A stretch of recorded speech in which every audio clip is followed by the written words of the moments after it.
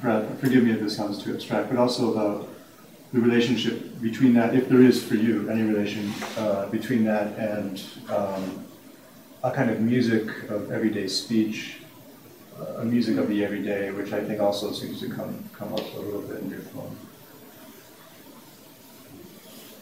I'm not absolutely sure if I know what to say, but if you allow me to say what I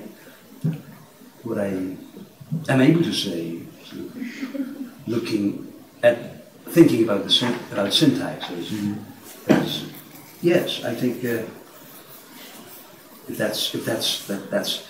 that really reminds me of an interview that I did years ago with James Schuyler when he was still around. I was really very, very nervous young man years ago, and I came with this elaborate question to him, and eventually, not knowing how to end, I said, "So what do you think?" And he said, "Yes." and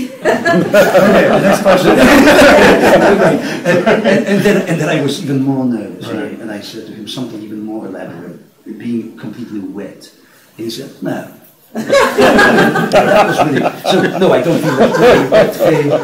But I'd say that these poems that I like to write and that I have been writing, I think, since the moment when I realized what is fun for me in writing, are very syntactical. Mm-hmm. That is, and syntax is the whole melody of it. Syntax decides about the order of stresses in the sentence. So I think these are sentence poems, quite a bit. Sentences being the smallest units for me that sort of organize themselves around certain, or go around certain things that you don't want to name. Therefore, maybe your language chooses that way around to sort of meander a little bit to eventually get there somehow. And because you allow the language perhaps to improvise a little bit for you, and you look at it and say, "You're good," or you look at it and say, you're terrible, whatever. But basically syntax is what is getting me. It's the syntax, the Polish syntax, which is so lovely, that allows you to connect things. You were talking about touching and connections. And yeah, I think I am able to do that in Polish only through syntax, without even indicating that I'm doing it. Mm-hmm. The syntax is doing it just light way, and this is completely wonderful. And if you bump into a number of surprises on the way, while you're running your clauses, and you're surprised by yourself in a way that makes you, it must be fun, perhaps as a piece of writing too. So that would be my way to make a little comment about syntax. Syntax is everything. It decides. I mean, yes. If we were treating poem as a accumulation of lines, I mean, the lines would need to be your basic unit, and that happened very much if we talk about Polish poetry in case of Tadeusz Różewicz. Classical Polish poet, living still in his late 80s. Rather interesting, but after so many decades of writing the same way, the idea that he invented after the war or reinvented after the war, of this short line mostly, that is sort of self-contained and finished in itself somehow, is now boring. Also, people like Zbigniew Herbert used quite a bit of the line thing, a little bit longer, most of the time. But again, it seems to me, especially in case of sort of later part of Zbigniew Herbert, to me it's very boring. Early Herbert is wonderful still, but most of what he wrote after Mr. Cognito is no fun at all. And they somehow didn't make use of syntax. So if you had someone if you had someone who was a little bit energetic, a little bit lively in the language, and was looking for examples, there was this whole area of music in a contemporary poem that is syntax. The line doesn't produce any music; it's the sentence that does, right?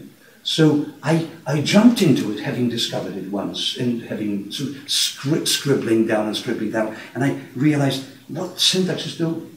So yes, syntaxes, I'd say, it's not like, I mean, love is more important than syntax, but it's almost like love. You mentioned at the beginning that, and during your reading, that the Polish poem felt really good in your mouth. And I'm curious, how did the English poem sound to you? How does it feel to read your own poems in English? Well, that's always a very specific experience. And it's a pleasant experience. I've been doing it for a while. I got accustomed to it a little bit.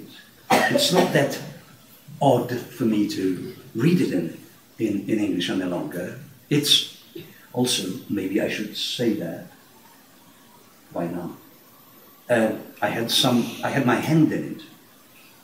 I figure in this book as you know, as Halina Jeannot, which is my mother's maiden name. And in fact, the note about the author says, continued is Halina Jeannot's first book of co-translations from Polish into English. And so in a way, it's an experiment in co-writing the thing again in the other language. So it's not that you have to feel distanced to it all the time. No. I do feel, however, that, and the word hygiene again would be a good one to use, that for the hygienic purposes I need to wash my mouth with some Polish original when I read it. But yes, and yes, and there are so many reductions that of course, most of the time it happens that the poems that are a little bit, perhaps, a little bit subtle. I'm not talking about myself, about people like Białoszewski, who is so intranslated, or like Krystyna Miłobenska, who is also quite experimental and so difficult to translate. What is so difficult to translate is poetry today that doesn't have a sort of neutral, flat language, that can be only bettered in translation. That type of poem, I think, can only lose. I'm completely serious about that. You cannot gain on it much. You would have to really know what you're doing, know the two languages so well, to touch it here and there in the way that the syntax is working differently, and to notice the experiment, so to say. No, it can only get neutralized. In case of other people whose language is much more straight and not gay as mine is, not queer as mine is. LGBTQ. Yeah. So I think this is bound. So it's kind of fun to read your poem. To go back to your question in my round way, it's kind of fun to read a poem that is a reduced version of the other poem. What do you mean by fun? Like when you read your, I mean, seriously, because I mean, isn't there something a little disappointing about it? Or not at this point. Or do you feel? I mean, and I'm kind of joking now, but do you feel a kind of competition with the English translation? Do you feel like, yes, well, the original one? I don't think it has ever happened in this book that I remember that where the English felt better than the original. No, I don't think so. It just didn't happen. Maybe Halina Jeannot wasn't good enough as a crib giver, crib deliverer. I mean, they are intensely. I've helped with some of the translations in the book, and then also when Kristen and I were translating a few poems, they're very difficult to translate because they are so embedded in an everyday language, and the playfulness is so subtle that you lose it. I mean, it's really next to impossible. It would be easier to translate, someone who, I mean, I don't know. I almost feel like it would be easier to translate Białaszewski, who's very experimental and playful, but where one almost feels the liberty. One has the liberty to take liberties. Yes. Whereas I don't think one can really take liberties with these poems. I want to move on a little bit, though. You've mentioned Białaszewski, Watt, Wysocki, and Wysocki I didn't mention, you mentioned. Right, I mentioned Wysocki. But I'm planning to mention him too. Right, I knew you would. But also, all three of these authors are available to some extent in English, not to the same extent as the canon of the great Polish poets, the quartet or quintet, however one wants to describe them. But there, Watt has a book, I think beautifully translated by Miłosz and Nathan together, which I think is also sadly out of print. Another book of short stories. Wysocki has a book of short stories published a few years ago, and he's also well known as the scholar of Bureau Schultz. But has no book of poems in English so far. He does. Oh, he has one. The one little one published in the 1970s in England. In England, yeah. By a completely obscure person. Sure, yeah. I mean, but he's as good as unknown in his poetry, at least. And Białaszewski has the memoir of the Warsaw Uprising, which is a fantastic book that.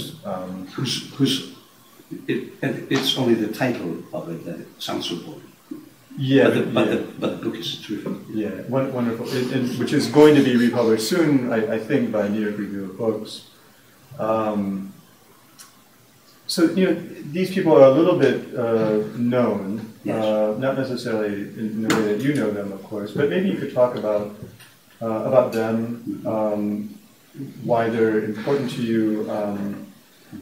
I guess maybe I'll lead off or revise my lead with something you mentioned in the interview that we did, which is that Frank O'Hara, who you translated into Polish for the first time, in some way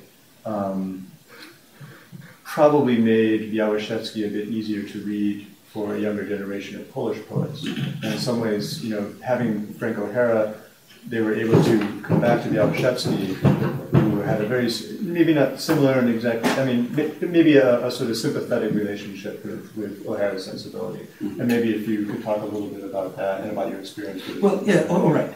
I don't know whether I made sense. Perhaps I made some sense. I thought that Białaszewski, who was such an experimental writer, yes, and so much exposing his singularity, so to say. Yes, perhaps gained a little bit of serious interest among the younger Polish poets after the Frank O'Hara book appeared. The title that I gave it was a quote from Frank O'Hara, and in Polish it was called Your Singularity.